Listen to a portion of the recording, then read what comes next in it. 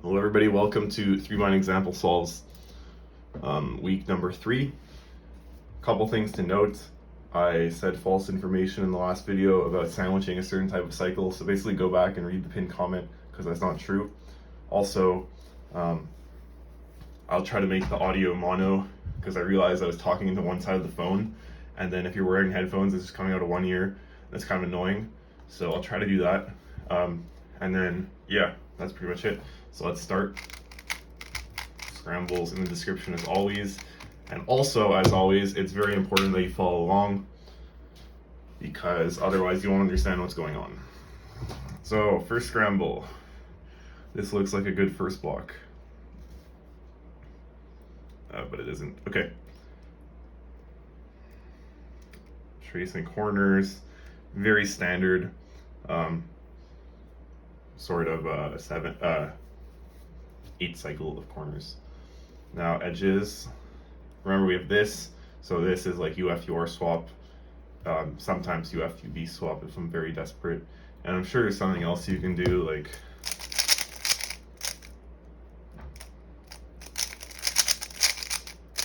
sounds like stupid, but those are the main two I go for. And there's also always the option of swapping something else and then appending. I mean, appending here isn't the best because you have this target and you'd probably have to append it to a U layer, and so like D layer to U layer is always sucks.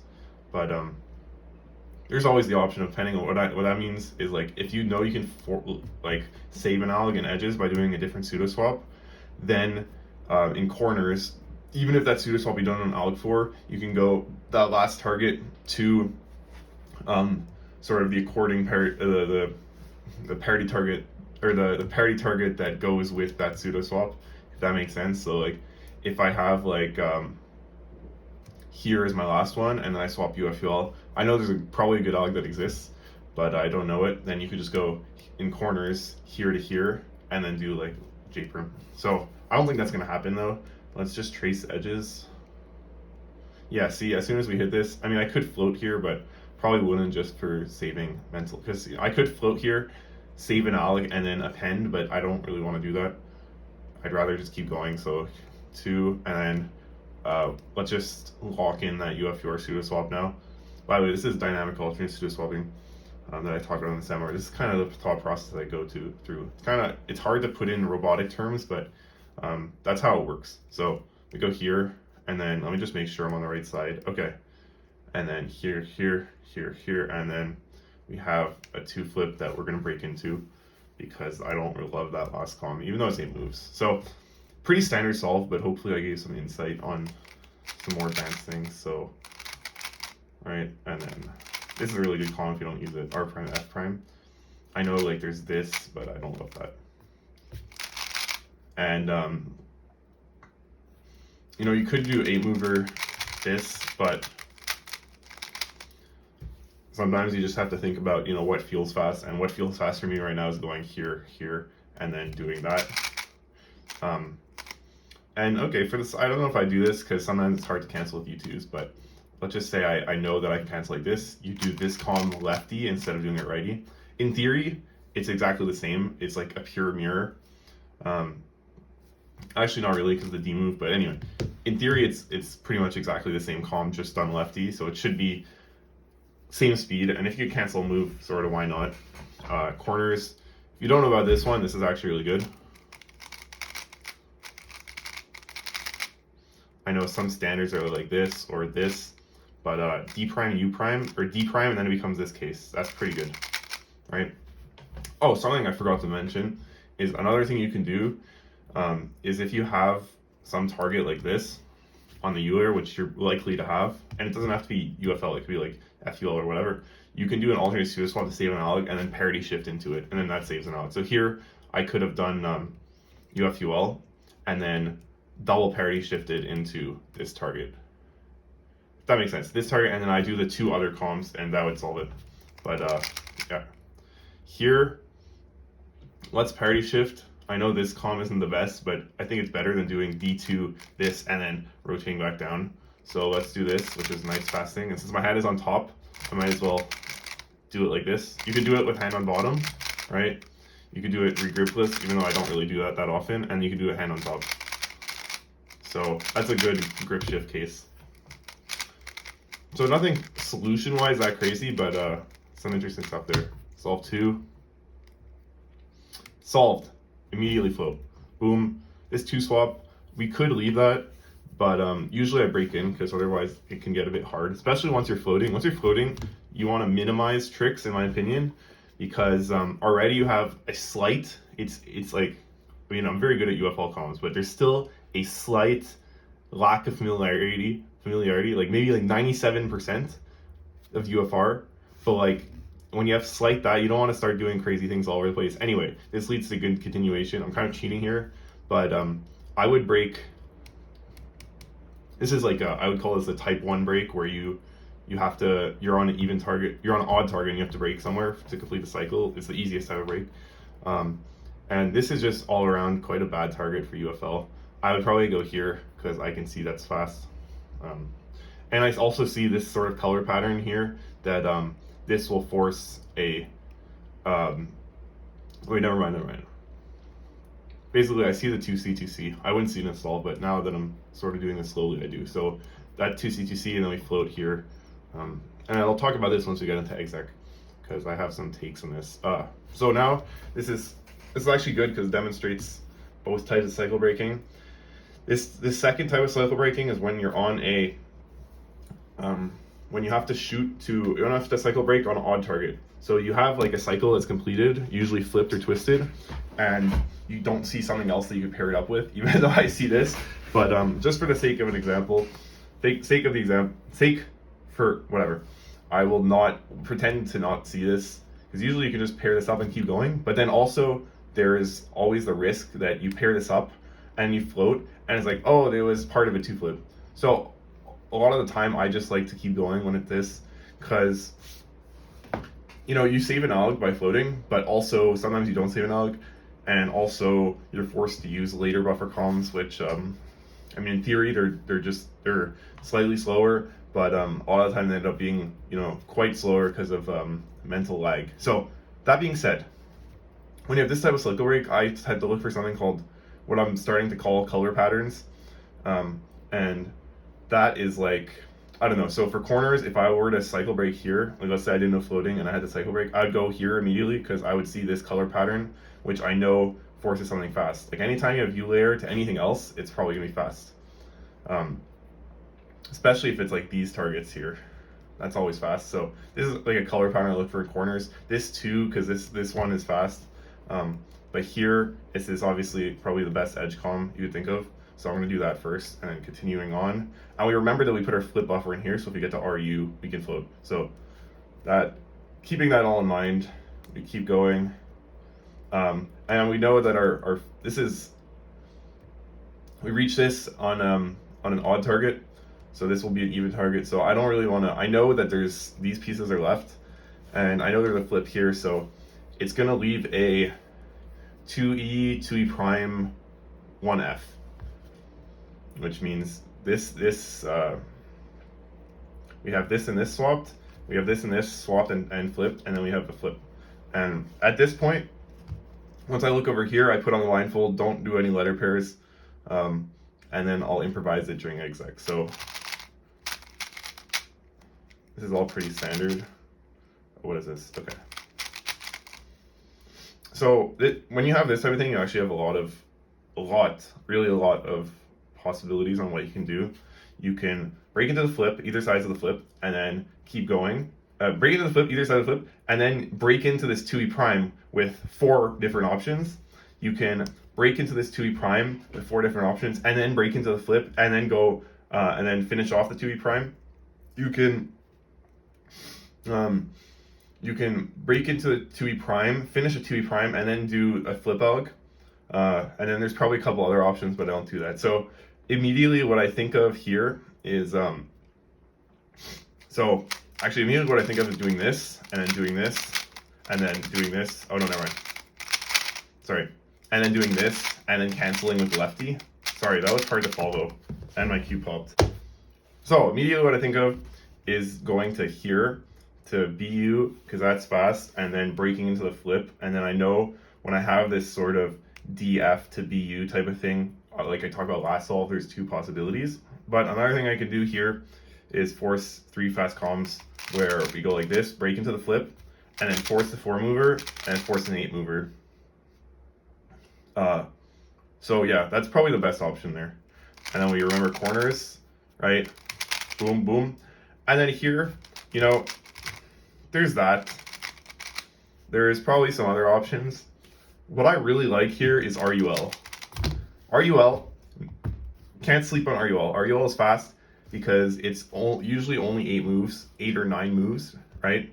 And most of the time, no matter what 8 or 9 moves you do, it'll be fast. It'll always be fast because there's, you know, it's only 8 moves.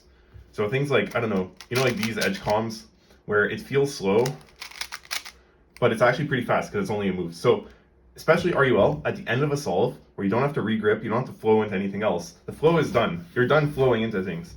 Like as soon as you're done that comm, the solve is over. So why not do the short one? A bit awkward, but just finish off the solve. And I talked about this on previous example solves where there's a lot of the time, if you have a sort of awkward comm, it's good to do it. It's good to, if you have an option between awkward and like meh RUD, most of the time meh RUD is fine, good in the course of a solve. But then if you're at the end, usually the awkward but like quite fast one is good. So that was a lot of talking, and my keyboard disconnected. Third solve. This looks good, but actually it doesn't look good. Never mind. This looks pretty good, and then this looks good, but that doesn't matter. So corners, boom. We have a type 2 break where we end on this, like we close the cycle on with I don't know if I should call it even or odd parity. Even parity. Close the cycle with even parity, but we have to break somewhere because we can't really pair this up with anything. Especially in corners, it's hard to pair it up because you could figure out that this is red, so then the twist is there, but that's too much thinking. And so let's just go into here, look for color patterns. I mean, ideally we go here because that's like a common color pattern that forces a good comm. And let's just do that. But okay, now this is a sign of like I wouldn't notice this in the solve, but if you have this, you're gonna have to do a domino case anyway. But I mean, there's a good chance that you could force this one, or not force, but you'll get this one, which is good. And by domino case, I mean you know, this type of thing where your swap is like this or like this or like this. Which usually has 3 bad options, but for here there is 1 good option. Anyway, so let's force the good color pattern. In a solve, I'd probably go here, but you know, it's not that big of a deal because this one specifically is fast. This one's slow. This one okay. This one UBL DFL slow.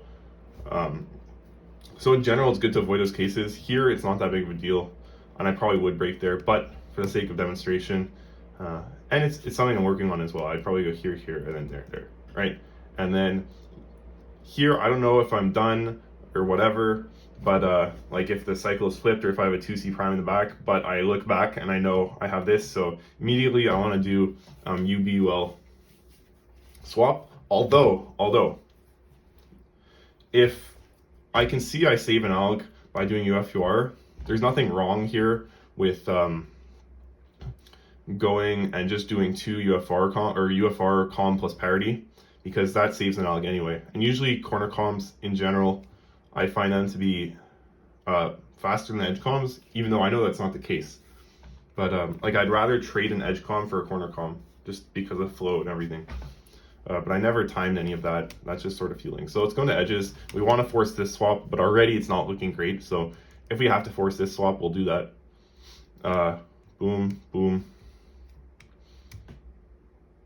When I get here on this odd target, I'm already thinking about forcing or doing UFUR pseudo swap, because if not, then you have to go here and then here and then here. Actually, that closes the cycle, and then you could float. But let's just hold up.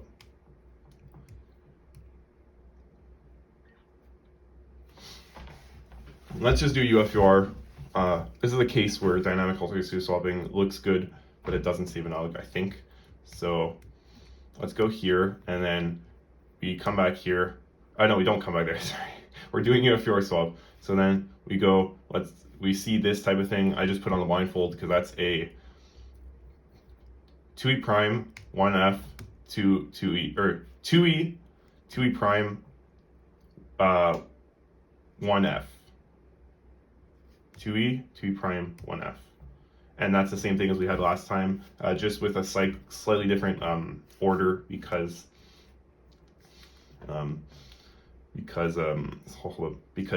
like before the UF cycle was the 2e, but now 2e is somewhere else. Anyway,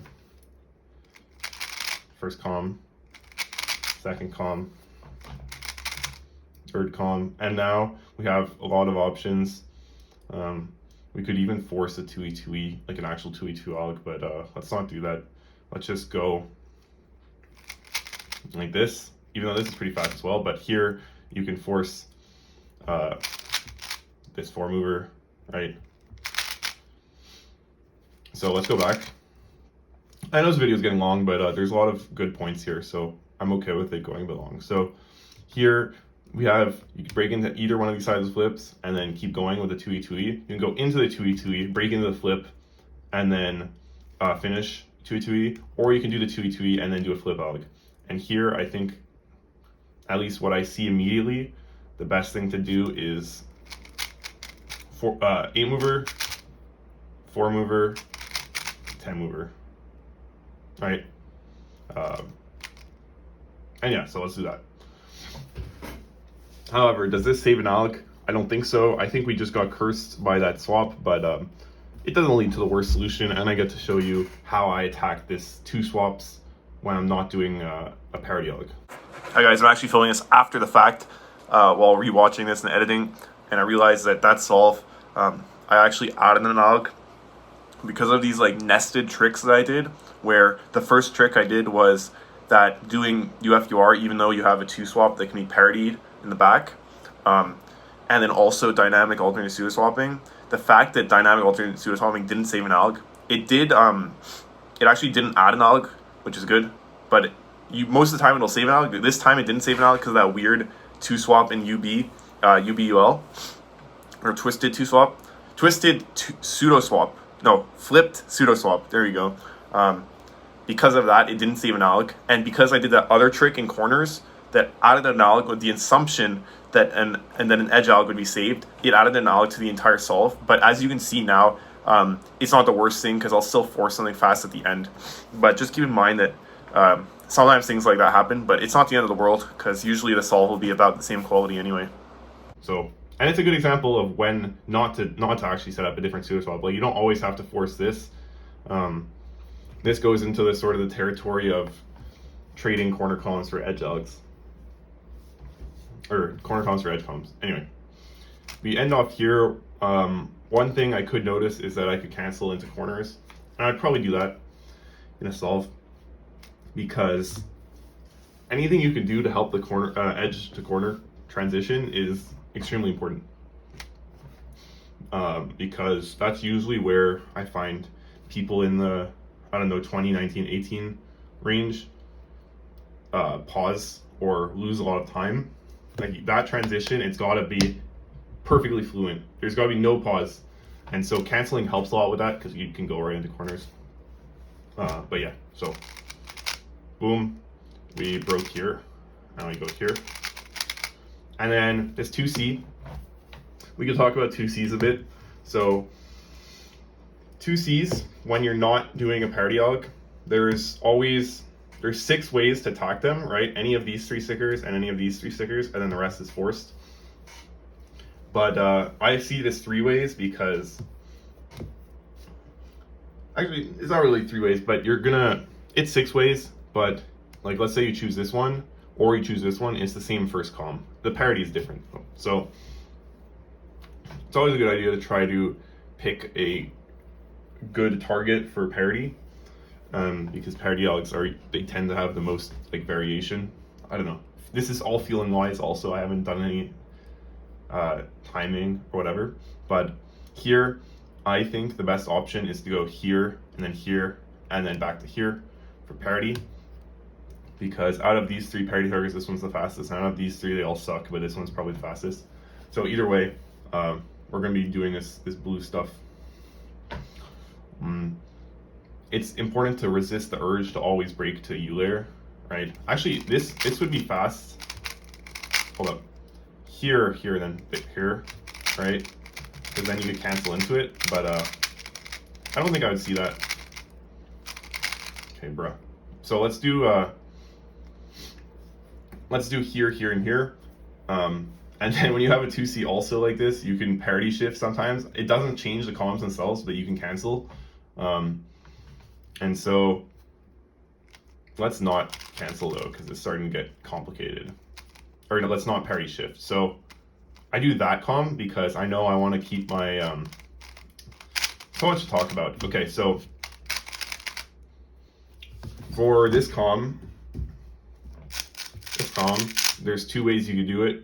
There's probably more ways. You could also go like this, but that's like, I never do that. I sometimes go like this, R D prime, right? And then sometimes go like this. And so for this case, I think it's better to start with the hand on top one, because then the parity alg, you could also start it in 2 ways. You start your gripless, you can start a hand on top. You can't really start a hand on bottom though. So keeping all this in mind, I know it's a really long video, but I've talked about it a lot, so I think that's good. We're gonna go right, and then cancel in. Done. So if you're still here, good job. You're probably improving in 3-blind more than other people, because you're watching example solves and making an effort to improve your solutions and everything. Thanks for watching. Hope you learned something. I'll be back next week. And in the week after that, I'm planning a special episode. So stay tuned.